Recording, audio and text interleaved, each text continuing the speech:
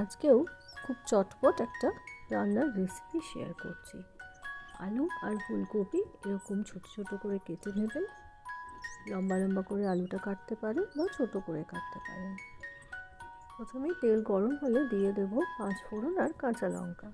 তারপরেই আলু আর ফুলকপি নেড়ে চেড়ে নিয়ে দিয়ে দেব নুন আর হলুদ। খুব ভাজা ভাজা হবে না, হালকা নাড়াচাড়া করব। আর অন্যদিকে রেডি করে নিচ্ছি পোস্ত বাটা। পোস্ত বাটাটা দিয়ে দিলাম, দিয়ে এটা পোস্ত বাটার যে জলটা থাকে সেইটুকুনি অ্যাড করলাম। আবার ভালো করে মিশিয়ে দিয়ে অল্প একটু জল দিয়ে ঢাকা দিয়ে দিলাম। ব্যাস, আর মোটামুটি 5 থেকে 7 মিনিট, যেহেতু পাতলা পাতলা করে কেটেছি খুব তাড়াতাড়ি সিদ্ধ হয়ে যাবে।